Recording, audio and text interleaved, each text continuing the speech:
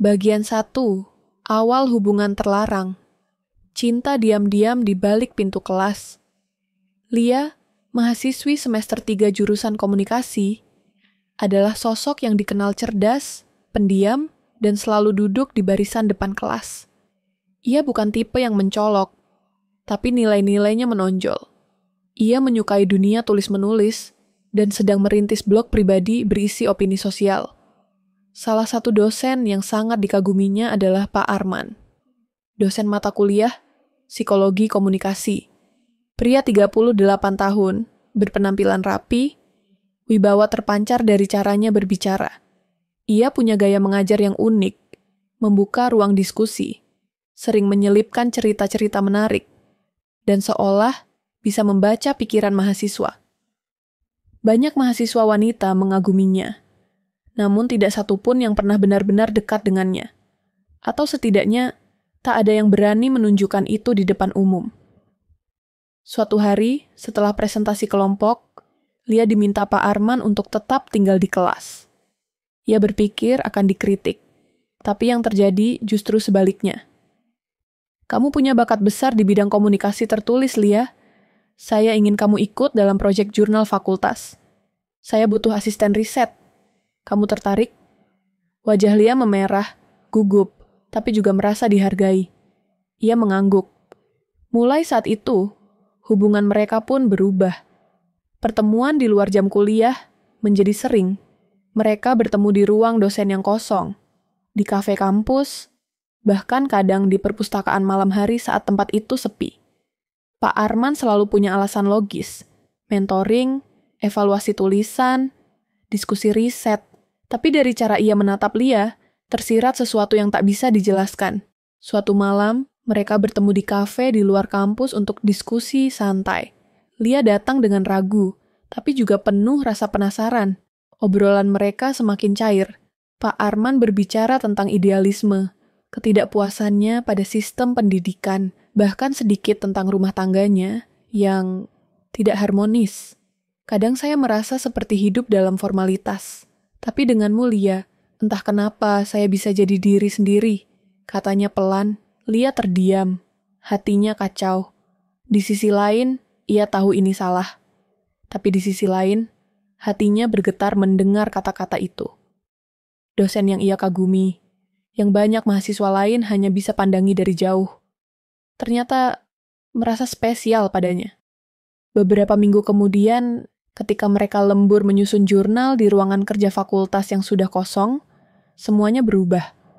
Hujan deras mengguyur luar gedung, listrik sempat padam, dan hanya cahaya laptop yang menyinari wajah mereka. Dalam keheningan itu, Lia merasa waktu berhenti. Pak Arman menyentuh tangannya. Lia menatapnya. Dan untuk pertama kalinya, mereka berciuman. Malam itu menjadi malam yang tak terlupakan. Lia pulang dengan jantung berdebar, hati penuh pertanyaan, dan bibir masih terasa hangat. Sejak malam itu, hubungan mereka tidak lagi terbatas pada diskusi akademik. Tapi semua dijalani diam-diam, penuh kerahasiaan. Mereka berkomunikasi lewat aplikasi pesan terenkripsi, bertemu di tempat-tempat yang tidak biasa. Lia merasa seperti hidup dalam dunia lain, dunia yang penuh rahasia, namun membuatnya merasa spesial. Ia yakin Pak Arman benar-benar mencintainya. Ia tak tahu bahwa cinta ini perlahan akan menyeretnya ke dalam jurang paling dalam hidupnya. Bagian 2, kehamilan dan pengkhianatan, janji di balik dosa. 3 bulan setelah malam pertama, mereka menyatu dalam rahasia. Hubungan Lia dan Pak Arman makin dalam. Mereka sudah terbiasa bertukar pesan mesra setiap malam, berbagi rencana masa depan, bahkan saling menyebut satu sama lain dengan panggilan manja. Di mata Lia, cinta ini nyata. Terlarang, ya. Tapi bukan berarti salah. Begitu pikirnya. Pak Arman berjanji akan menceraikan istrinya. Dia bukan orang jahat, tapi pernikahan kami tanpa cinta sejak awal. Itu cuma kompromi keluarga. Sama sekali beda dengan apa yang aku rasakan padamu. Katanya suatu malam, ketika mereka menginap di villa kecil di pinggiran kota, dengan dalih pelatihan riset privat. Di tengah keyakinannya bahwa cinta mereka akan mengalahkan segalanya, Lia mulai merasa ada yang berubah dalam tubuhnya. Siklus menstruasi terlambat, tubuh sering lemas, dan mual tak kunjung reda. Ia mencoba menyangkal, tapi akhirnya membeli tes pack. 2 garis merah, tangan Lia gemetar. Ia langsung menghubungi Pak Arman. Suaranya panik di telepon, tapi mencoba menenangkan. Aku akan urus semuanya. Jangan panik dulu. Jangan kasih tahu siapa-siapa ya. Biar aku pikirkan dulu jalan keluarnya, katanya. Beberapa hari berlalu, lalu minggu. Pak Arman mulai sulit dihubungi. Alasannya sibuk, dinas luar kota, urusan keluarga. Lia mulai merasa sendirian, tapi tetap percaya. Hingga suatu pagi, sebuah pesan masuk dari temannya. Lia, lo lihat story fakultas belum? Ia membuka Instagram dan melihat video siaran langsung, pernikahan Pak Arman. Pria yang selama ini mencium keningnya dengan lembut, kini berdiri di pelaminan, tersenyum di samping wanita cantik yang sepenuhnya berbeda dari dirinya. Lia tidak bisa berkata apa-apa, tangannya gemetar, napasnya sesak. Ia berlari ke kamar mandi dan muntah hebat. Air matanya mengalir di sela muntahan. Dunia seakan berputar. Tidak. Ini pasti hanya mimpi. Ia menghubungi Pak Arman. Tidak dijawab. Ia kirim pesan panjang. Menangis saat mengetik.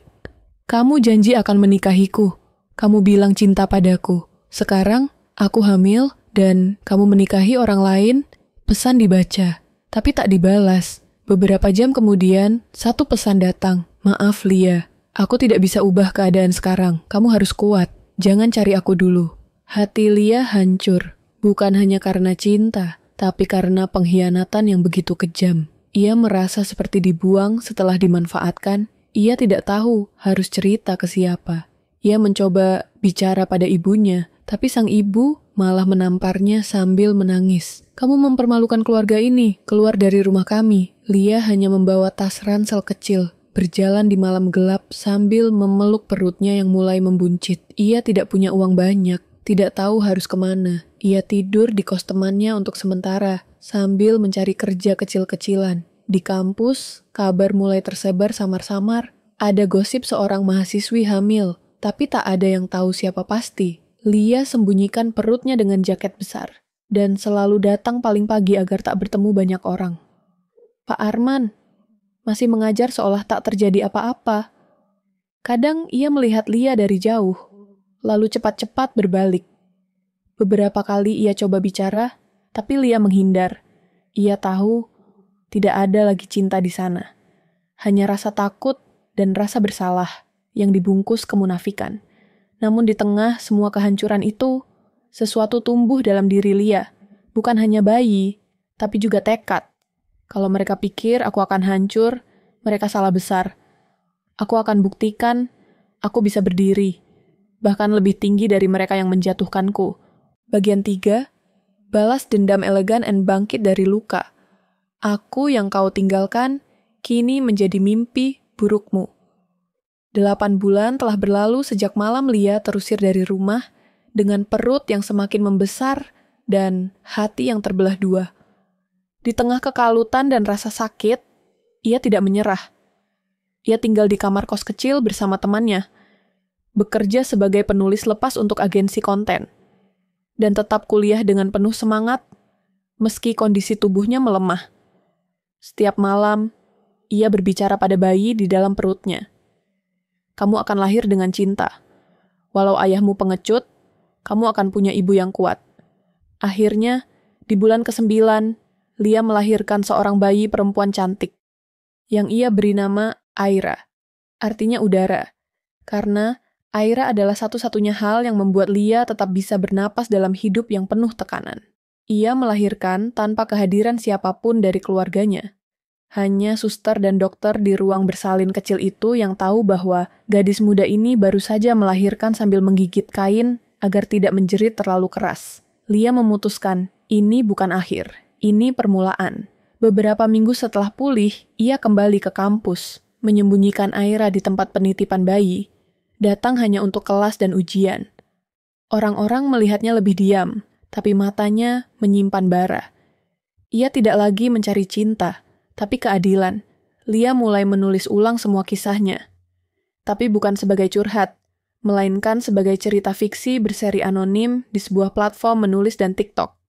Karakter fiksinya, seorang mahasiswi bernama Lana, yang dihamili dosen brengsek dan dibuang.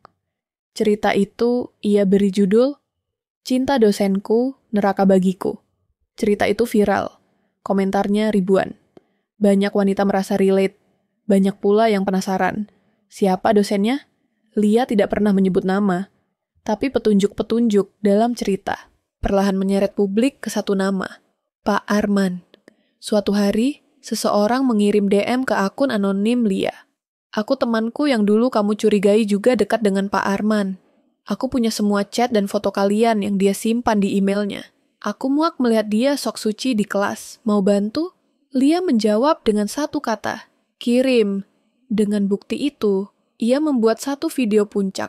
Sebuah monolog menyayat sambil menampilkan rekaman suara, foto siluet, dan cuplikan tulisan asli Pak Arman. Tapi tetap tanpa menyebut nama. Justru karena itu, publik semakin menggila. Mahasiswa kampus mereka mulai menyebarkan spekulasi. Semua tahu siapa yang dimaksud, tapi tak ada yang berani menyebut terang-terangan. Akhirnya, pihak kampus pun turun tangan. Komite etik memanggil Pak Arman. Kasus ini terlalu besar untuk diabaikan. Seminggu kemudian, berita itu keluar. Dosen terkemuka diberhentikan sementara karena dugaan skandal seksual dengan mahasiswa.